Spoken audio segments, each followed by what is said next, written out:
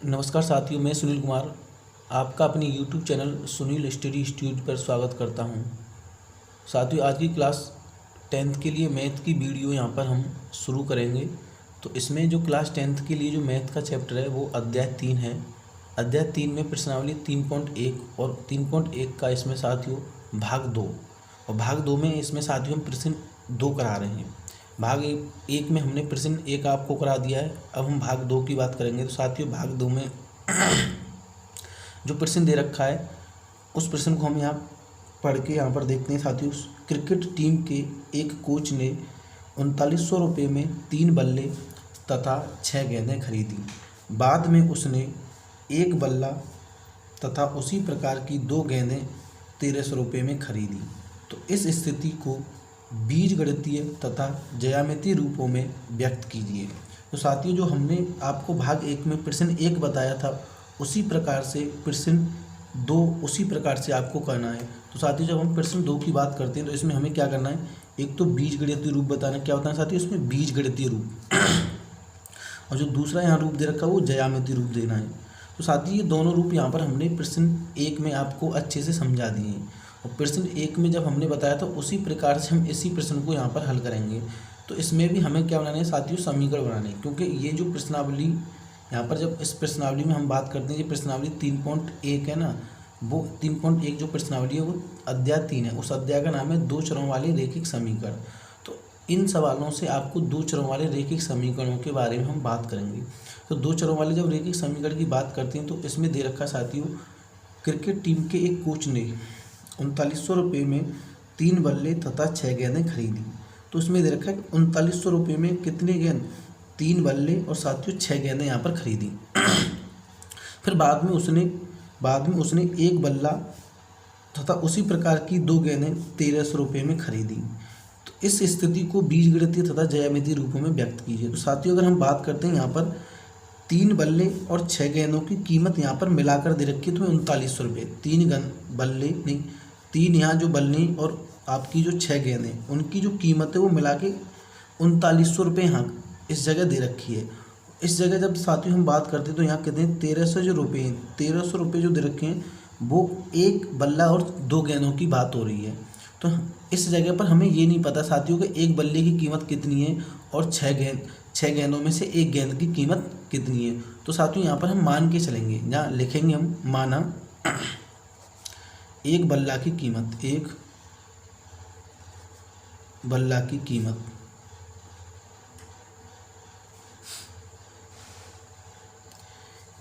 की कीमत साथियों हम मानेंगे X रुपये।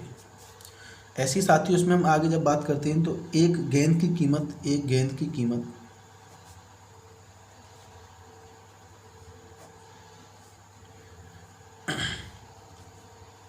Y रुपये। तो साथियों जब हमें यहाँ से पता चल गया कि एक बल्ला की कीमत और एक गेंद की जो कीमत है वो यहाँ पर हमने एक बल्ला की कीमत X रुपये मानी है यहाँ पर साथियों, एक गेंद की जो कीमत वो हमने क्या माना साथियों Y रुपये। तो हमें पता है कि जब हमने पहले जब इस क्वेश्चन को पढ़ा था उस क्वेश्चन में दे रखा था कि यहाँ जो 3900 रुपये में क्या क्या चीज़ें खरीदी थी। 3900 रुपये में 3 बल्ले और 6 गेंदें यहाँ पर खरीदी थी। तो साथियों अब एक चीज़ बताओ, हमें पता है कि एक बल्ला की जो कीमत है वो कितनी रुपये, X रुपये है।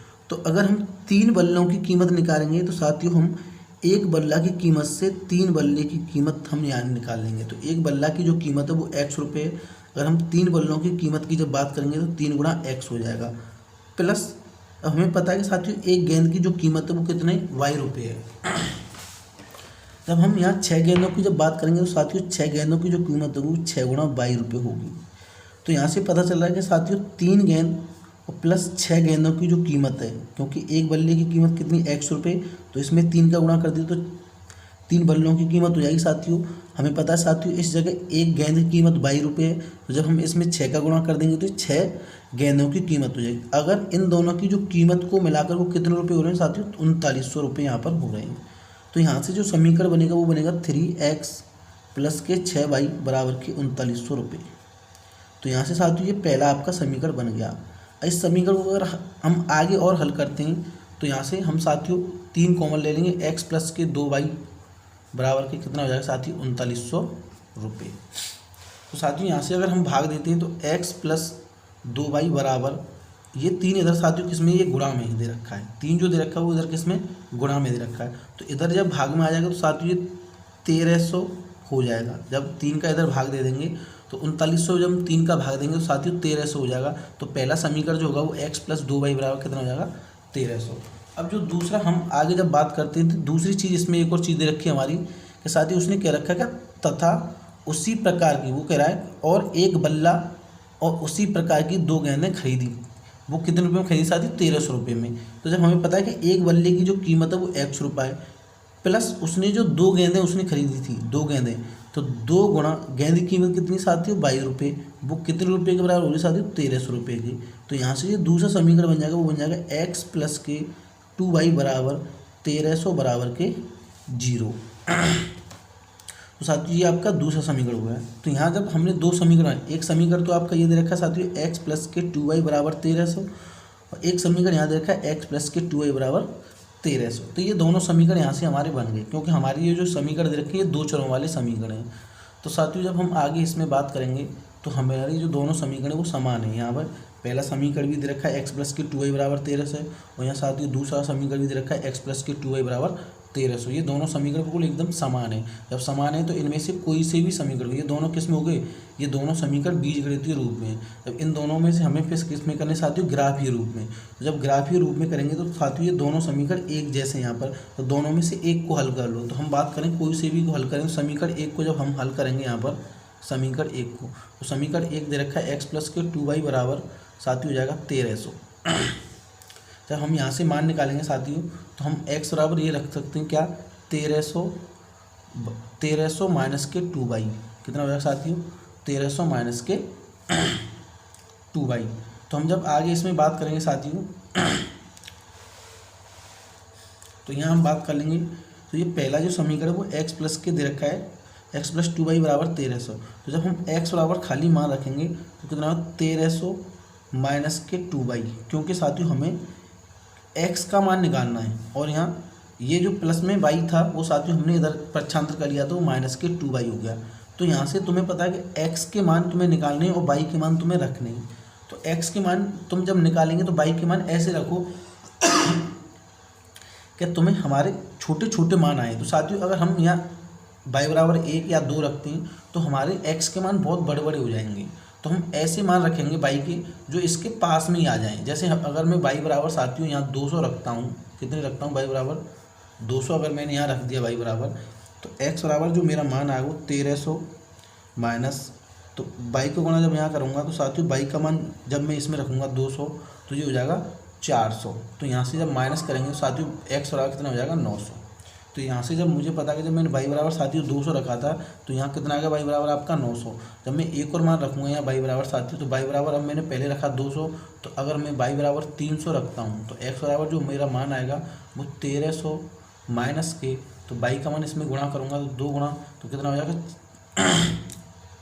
आपको साथियों 2 × 600। तो यहाँ से जो x का मान निकलेगा वो कितना है, 700।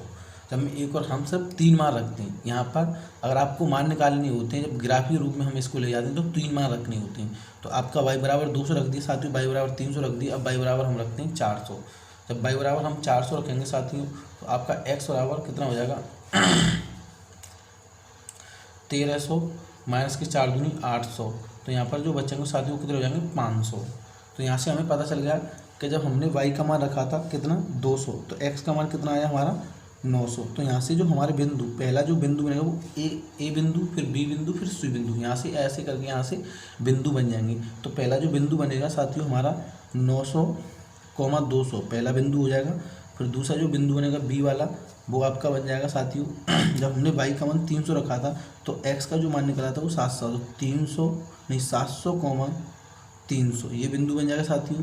तो आपका जो सी बिंदु बनेगा यहाँ से, तो सी बिंदु जो बनेगा वो हमने क्या बताया साथियों कि हमने जब x का मान हमारा 500 कम निकला है, जब हमने y का मान 400 रखा था, 500, 400। तो ये यहाँ पर क्या साथियों हमारे बिंदु निकलेंगे, क्योंकि दोनों समीकरण एक जैसे, तो दोनों समीकरणों के एक जैसे बिंदु निकलेंगे। जब हम इसे संख्या रेखा में जब बीज इसे ज्यामितीय रूप में व्यक्त करेंगे साथियों, तो हमें पता है जो बिंदु निकले उन बिंदुओं से हमें इसे किस में व्यक्त करना है, ज्यामितीय रूप में व्यक्त करना है। तो हमें पता है कि एक हमने आपको बताया था कि एक निर्देशांक होता ही है, एक निर्देशांक हम बनाते हैं ज्यामितीय रूप में व्यक्त करने के लिए, तो यहाँ हमने एक निर्देशांक बताया। तो जब इस निर्देशांक को हमने बनाया तो इस निर्देशांक में ये देखो कि जो बिंदु बन रही है वो कितने के अंतर में बन रही है। तो ज़्यादातर जो बिंदु हमारे जो बन रहे हैं ना साथियों, वो 100 के अंतर में बन रही है। तो यहाँ से अगर हम बात करें तो यहाँ आपको पता है कि सबको पता है ये 0 होता है। अगर ये 0 होता है, ये मूल बिंदु जो होते हैं वो 0 0 होते हैं। तो साथियों अगर हम आगे बात करते हैं तो सभी जो बिंदु हमारे प्लस में हैं, जितने भी बिंदु हैं +900 +200 +700 +300 +500 +400, ये सभी बिंदु आपके क्या हैं, प्लस में हैं। तो हमें पता है कि जो मान यहाँ रखे जाएंगे वो प्लस में ही रखे जाएंगे। तो यहाँ से जब बात करते हैं साथियों ये कितना हो जाएगा आपका 100 रखेंगे इसको, जो हम 100 के अंतर में आएंगे तो 100 फिर कॉमा 200 फिर ऐसे ही साथियों 300 फिर ऐसे ही आगे चलेंगे 400 फिर ऐसे ही आगे चलेंगे साथियों 500 फिर उसके बाद आगे चलते जाएंगे। अब ऐसे ही यहाँ रखते हैं साथियों 100 फिर आगे 200 फिर आगे साथियों 300 फिर आगे साथियों इसमें 400। तो हम जब आगे बात करेंगे साथियों तो यहाँ पर ये क्या हो गया, यहाँ बिंदु हमने रख दिए। तो इसके बाद साथियों हमने रख दिए 500। तो हमें ये क्या करना है कि जब पहला जो बिंदु कितना साथियों 900 कॉमा 200, तो इसमें जो 900 मान है वो किसका मान है साथियों, एक्स का मान है। किसका मान है 900 जो मान दे रखा है वो एक्स का है, और जो वाई का मान है वो कितना साथियों 200। तो एक्स का मान जो 900 दे रखा है वो प्लस में दे रखा है, तो एक्स का जो मान है वो इधर है, एक्स अक्ष दे रखा है वो साथियों यहाँ होता है आपका एक्स अक्ष, इस जगह होता है आपका एक्स डैश अक्ष। इस जगह इस पे जब बात करते हैं ये होता है वाई अक्ष, और यहाँ साथियों आपका क्या होता है वाई डैश अक्ष। ये दो मान होते हैं यहाँ पर, एक साथ जो होता है आपका एक्स अक्ष, एक होता है आपका वाई अक्ष। तो हमें पता है ये 900 जो दे रखा है वो एक्स है, क्या है एक्स। तो एक्स के अगर पदों में देखते हैं हम प्लस में जब चलते हैं एक्स अक्ष की तरफ, तो साथियों ये आगे निकल जाएगा। तो हम इसको एक ऐसी लाइन खींच देंगे जहाँ हमारे बिंदु ये दर्शाएंगे ऐसे करके। तो यहाँ जो बिंदु हमारे दर्श जाएंगे तो ये एक तो साथियों यहाँ पर दर्शा देंगे, हम इसको यहाँ दर्शाएंगे। ए जो बिंदु को 900 कॉमा 200 यहाँ आ जाएगा आपका साथियों, जब आगे बड़ा बन जाएगा तो। और एक बिंदु ये तो हो गया आपका ए बिंदु। अब आगे जो बिंदु होगा आपका बी बिंदु, वो यहाँ दर्शा देंगे हम कितना 700 कॉमा 300 हो जाएगा साथियों, क्योंकि हमारा जो एक्स का मान है वो पहले आ रहा है, एक्स का जो मान है वो पहले आता है, वाई का मान बाद में आता है। जो आपका सी बिंदु इसको हम यहाँ लिख देंगे, तो आपका कितना हो जाएगा साथियों 500 कॉमा 400। ऐसे ये बिंदु हमारे क्या होते हैं साथियों ज्यामितीय रूप में दर्शा देती हैं। तो इसके बाद साथियों ये दूसरा क्वेश्चन हो गया। अब दूसरे क्वेश्चन के बाद आपका तीसरा क्वेश्चन आता है साथियों। इसमें प्रश्न 3 की जब हम आगे बात करते हैं तो आपको प्रश्न 3 जो दे रखा है, प्रश्न 3 में आपको दे रखा है कि 2 किलोग्राम सेब और 1 किलोग्राम अंगूर का मूल्य किसी दिन 160 रुपये का था, और 1 महीने बाद 4 किलोग्राम सेब और 2 किलोग्राम अंगूर का मूल्य 300 रुपये हो जाता है। तो इस स्थिति को बीजगणितीय तथा ज्यामितीय रूपों में व्यक्त कीजिए। जैसे आपको हमने पहला क्वेश्चन बताया था, दूसरा क्वेश्चन बताया था, उसी प्रकार से साथियों ये तीसरा क्वेश्चन भी यहाँ पर होगा। तो जब हम तीसरे क्वेश्चन की बात करते हैं तो इस तीसरे क्वेश्चन को पढ़ के आपको क्या बनाने, 2 चरों वाले रैखिक समीकरण बनाने। उन 2 चरों वाले रैखिक समीकरण से आपको यहाँ पर एक्स के और वाई के मान निकालने हैं। दोनों से जब एक्स के और वाई के मान निकल जाएंगे तो वो आपके क्या हो जाएंगे साथियों, बिंदु हो जाएंगे। तो उन बिंदुओं को आपको एक ज्यामितीय रेखा पर क्या करना है, उनको साथियों एक दर्शाना है। तो हम जब बात करते हैं 2 किलोग्राम सेब, वो दे रखा है साथियों 2 किलोग्राम सेब और 1 किलोग्राम अंगूर का जो मूल्य किसी दिन 160 रुपये था। यहाँ दे रखा है कि 2 किलोग्राम मूल्य और 1 किलोग्राम अंगूर का जो मूल्य था वो 160 रुपये था। तो साथियों यहाँ पर हमें पता नहीं है कि 1 किलोग्राम सेब और 1 किलोग्राम अंगूर कितने रुपये के थे। तो साथियों जब हम लिखेंगे या माना 1 किलोग्राम सेब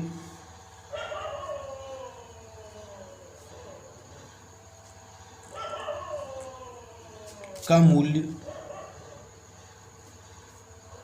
x रुपये।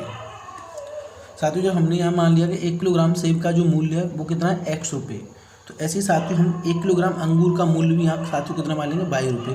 तो 1 किलोग्राम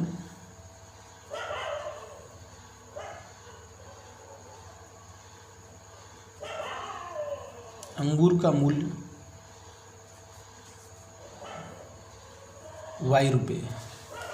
तो साथियों जब हमने यहाँ माना कि 1 किलोग्राम जो सेब का मूल्य है वो x रुपये है और 1 किलोग्राम अंगूर का मूल्य यहाँ पर y रुपये है, तो यहाँ से जब हम समीकरण बनाएंगे साथियों हमें पता लग रहा है कि 1 किलोग्राम अंगूर का जो मूल्य है वो कितना है, 1 किलोग्राम अंगूर का मूल्य y रुपये और 1 किलोग्राम सेब का मूल्य x रुपये है। तो यहाँ जो दे रखे हैं वो 2 किलोग्राम सेब है साथियों, कितने आपके 2 किलोग्राम सेब। और इस जगह जब जो दे रखे हैं वो 1 किलोग्राम यहाँ पर क्या है साथियों आपके अंगूर है। तो तो हमें 1 किलोग्राम जो सेब का मूल्य है, 1 किलोग्राम जो सेब का मूल्य है वो कितना है, ₹X। तो यहाँ से जब पता चल रहा है कि हमारे जब 1 किलोग्राम सेब का मूल्य ₹X है, तो साथियों 2 किलोग्राम सेब का मूल्य कितना होगा, तो साथियों वो 2x हो जाएगा, 2 गुणा x। अब प्लस ये जो 160 यहाँ दे रखे हैं साथियों, जो ₹160 थे वो क्या है यहाँ पर, वो 2 किलोग्राम सेब और 1 किलोग्राम अंगूर का यहाँ पर मूल्य है। 2 किलोग्राम सेब और 1 किलोग्राम अंगूर का मूल्य है। तो साथियों जब हम आगे इसमें बात करते हैं तो हमें पता है कि 1 किलोग्राम जो अंगूर का मूल्य है वो ₹22 है। तो 1 किलोग्राम अंगूर का ही मूल्य आपको दे रखा है इसमें दोनों, तो 1 गुणा y बराबर कितना हो जाएगा साथियों, 160 के बराबर हो जाएगा, क्योंकि 2 किलोग्राम सेब का मूल्य और 1 किलोग्राम अंगूर का मूल्य आपका ₹160 के बराबर है। तो जब साथियों हम इसे आगे करेंगे यहाँ पर तो ये साथियों हो जाएगा 2x प्लस के y बराबर आपका 160। तो ये आपका पहला समीकरण हो जाएगा। अब इसमें इसी सवाल से आपको एक दूसरा समीकरण बनाना है। जब हम दूसरा समीकरण बनाएंगे तो इसमें दे रखा है 4 महीने बाद 4 किलोग्राम सेब, 4 महीने बाद 4 किलोग्राम सेब और 2 किलोग्राम अंगूर का मूल्य ₹300 हो जाता है। तो साथियों जब हमें पता है कि 4 महीने बाद जो 4 किलोग्राम आपके सेब हैं और जो 2 किलोग्राम अंगूर का जो मूल्य है वो ₹300 हो जाता है। तो साथियों हमें पता है कि 1 किलोग्राम जो सेब का मूल्य है वो कितना है, ₹X, और 1 किलोग्राम जो अंगूर का जो मूल्य है वो कितना साथियों, ₹22। तो जब हम 4 किलोग्राम सेब का मूल्य निकालेंगे साथियों कितना हो जाएगा, 4 गुणा x प्लस के, और साथियों इसमें अगर हम 2 किलोग्राम अंगूर का जब मूल्य निकालेंगे तो साथियों कितना हो जाएगा, 2 गुणा y, उसके बराबर कितना हो जाएगा साथियों, 300। तो जब साथियों यहाँ से हम आगे करते हैं तो ये जो समीकरण बन जाएगा वो 4x प्लस के 2y बराबर के आपके साथियों कितना होगा, 300। तो यहाँ से ये दूसरा समीकरण बन जाएगा। ये समीकरण यहाँ पर आपके दोनों समीकरण यहाँ पर बन गए। जब यहाँ पर साथियों हमारे जो दोनों समीकरण ये बने हुए हैं तो इन दोनों समीकरण से हम क्या करेंगे साथियों, अब हम x और y के मान निकाल लेंगे। तो अगर इस समीकरण को मैं आगे हल करता हूँ तो साथियों इसमें मैं क्या करूँगा, 2 कॉमन लूँगा। तो जब यहाँ से मैं 2 कॉमन लूँगा तो साथियों कितना होगा, 2x प्लस के y बराबर आपके 300 हो जाएगा। जब साथियों इसे हम आगे करेंगे तो आपका क्या हो जाएगा, 2x प्लस के y बराबर ये साथियों 150 हो जाएगा। कितना हो जाएगा, 150, क्योंकि ये 2 जो दे रखा है इधर किस में, गुणा में। तो जब 2 इधर गुणा में तो पक्षांतर करने पर साथियों क्या होता है, इधर भाग में हो जाता है। तो यहाँ से जो निकलेगा आपका ये दूसरा समीकरण, यहाँ पूरा दूसरा समीकरण हल हो गया। तो दूसरा समीकरण जो हल होकर निकला है साथियों यहाँ पर, तो यहाँ से एक दूसरा समीकरण ये आपका क्या है, एक पहला समीकरण है। तो ये दोनों समीकरणों को हल करने से हम क्या करेंगे साथियों, यहाँ पर x के मान निकालेंगे। तो आपका जो पहला समीकरण दे रखा है वो यही दे रखा है साथियों, कितना हम पहले समीकरण 1 से x के मान निकालेंगे। समीकरण 1 से, तो समीकरण 1 जो दे रखा है वो आपका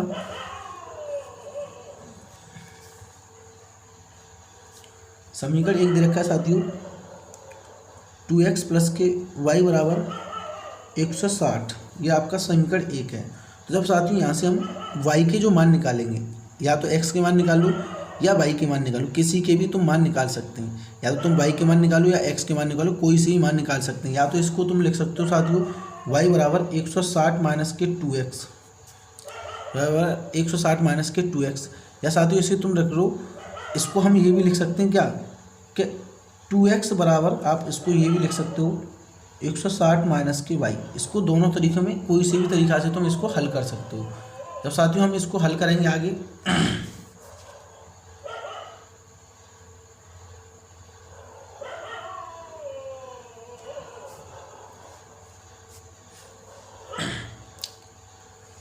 तो साथियों जब हमें पता है कि y बराबर हमारा जो निकला है वो निकला है 160 माइनस के 2x।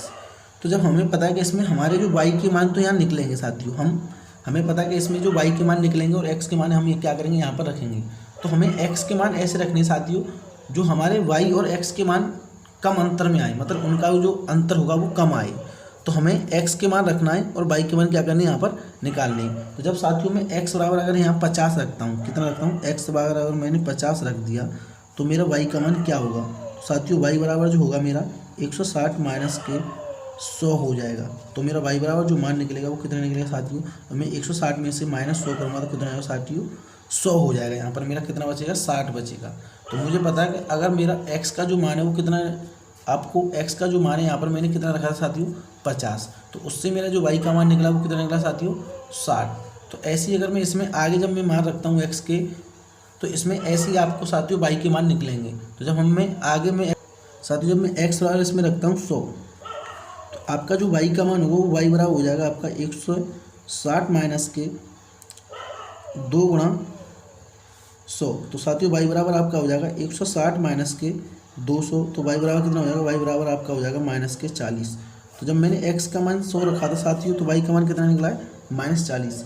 अगर मैं x का मान 150 रखता हूँ साथियों, इस जगह पे x का मान जब मैं यहाँ 150 रखता हूँ तो मेरा x का जो मान मैंने 150 रखा, तो यहाँ y का मान कितना आएगा, तो y बराबर आपका होता है 160 माइनस के 300। चूँकि मैं इसमें 150 में जब 2 का गुणा कर दूंगा तो साथियों कितना हो जाएगा 300। जैसे मैंने इसमें 100 का गुणा किया, ऐसे इसमें 150 का गुणा कर दूंगा साथियों कितना हो जाएगा 300। तो आपका जो y बराबर जो मान निकलेगा वो साथियों माइनस के 140 कितना निकलेगा साथियों 140। तो यहाँ से आपके तीनों मान यहाँ पर निकल आए।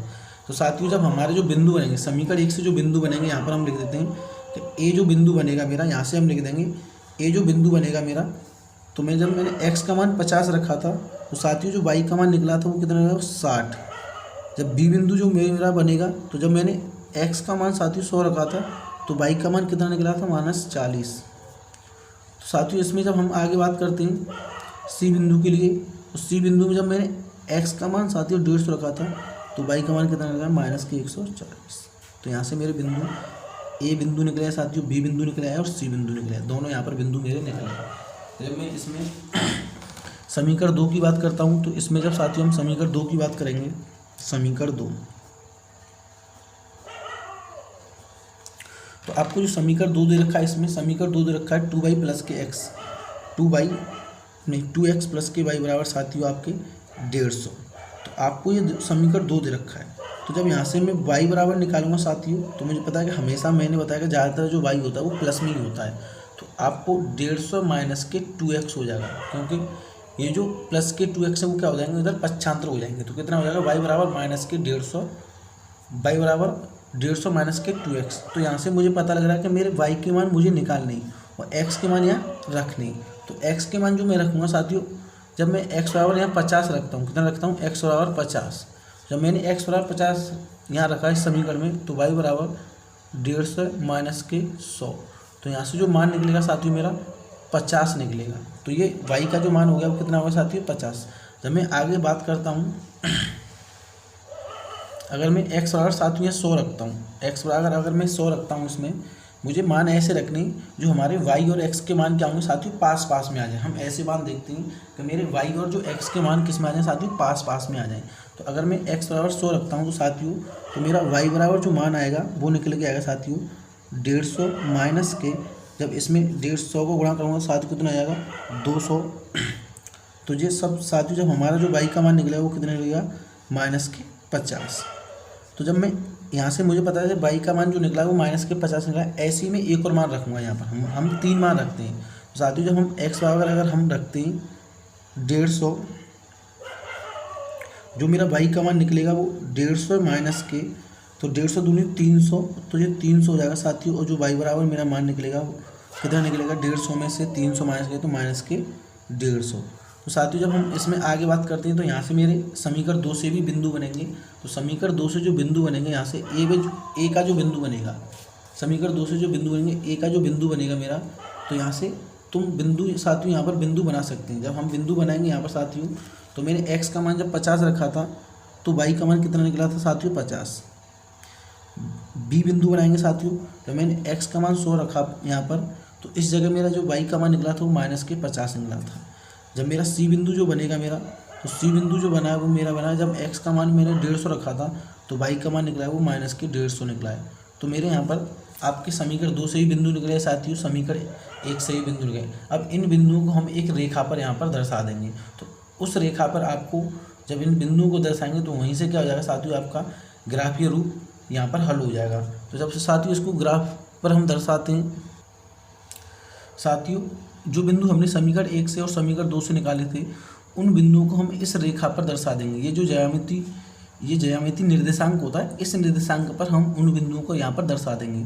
तो साथियों जब बिंदुओं को दर्शाएंगे तो आपका जो एक बिंदु निकला है, सबसे पहला जो बिंदु निकला है वो निकला है 50,50। तो जो बिंदु निकला है 50,50, तो इसमें x का मान भी 50 है साथियों, y का मान भी 50 है। तो यहाँ पर उस बिंदु के हम दर्शा देंगे, क्योंकि ये भी जो बिंदु आ रहा है x का मान यहाँ देखो 50 से सीध में आ रहा है, देखो ये आ रहा है 50 और y का मान भी साथियों सीध में आ रहा है, तो ये जो बिंदु निकलाएगा वो कितना रहेगा 50,50। ये बिंदु यहाँ से लिख जाएगा। हम आगे बात करते हैं तो एक बिंदु आपका निकला साथियों 50,60।